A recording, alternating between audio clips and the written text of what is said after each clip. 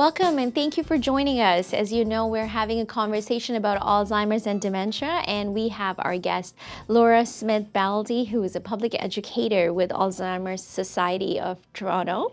And we were talking about so many different things about Alzheimer's and dementia. I would like to ask in this particular segment, what's a key message if you had a chance to talk to families on this topic? What would that be? Oh, I love that question. Thank you for asking. It's one of my favorite questions. I really like to talk about what we say at the Alzheimer's Society, connect, don't correct. So the person who's living with dementia is on a very different journey than you or I. So their reality is often different than ours. And so let's say mom says, I really want to go home, I really want to go home, but she's actually in her home.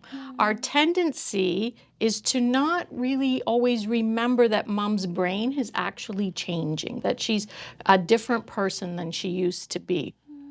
She's still herself inside, but it's nice idea to connect with the feeling behind what they're trying to express. And so for you or I, oftentimes home means a place where we're safe and secure and we know ourselves and we're in charge of things. You know, we can throw off our shoes and get into our comfy track pants and feel really good about things. So instead of correcting the person, saying, Mom, you're living at home, this is your home, it's nice to say, Mom, tell me what you miss about home. What is it about home that you love the most, you know? And then start the conversation that way. So you're really addressing the emotion behind what the person's talking to you about.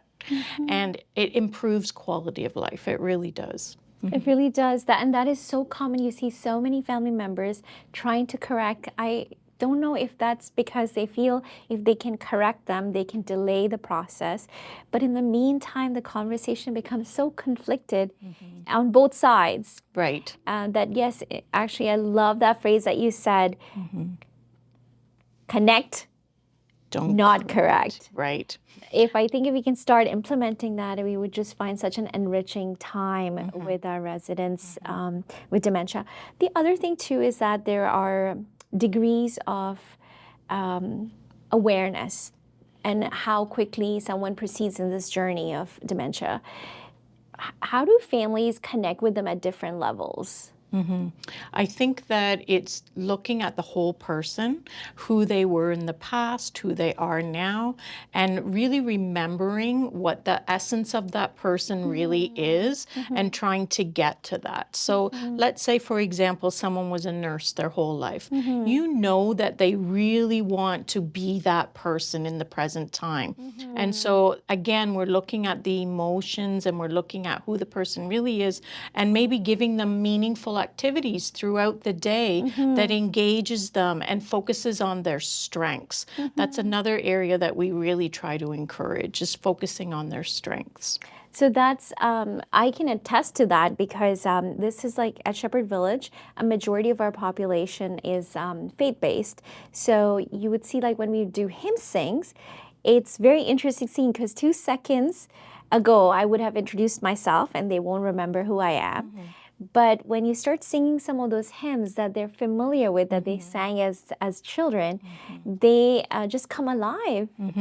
It seems like, you know, that brings a lot of joy because of the familiarity. Absolutely. Something that they enjoy doing. Absolutely. Laura, I wanted to ask you about the communication factor in this process. Can you shed some light on that? Thank you for asking. So important.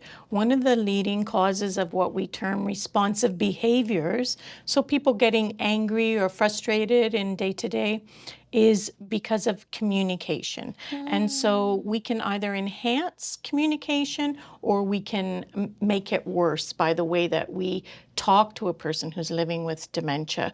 And so this effective connect, don't correct can lead to less responsive behaviors because it leads to less frustration and getting angry. If you have short-term memory issues and someone's quizzing you, Mom, what'd you have for breakfast? And you don't know the answer, that becomes quite frustrating. So yes, it's absolutely one of the leading causes of responsive behaviors, the way that we communicate.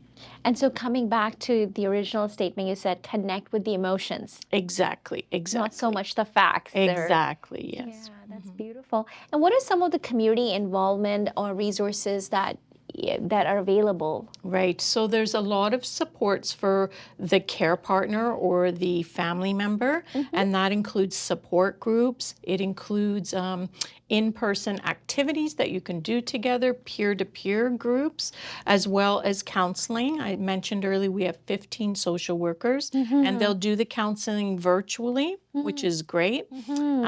As well, we have supports for the person who's living with dementia, active living programs. We have gathering points where they go for walks. We do museum tours, art gallery tours, etc.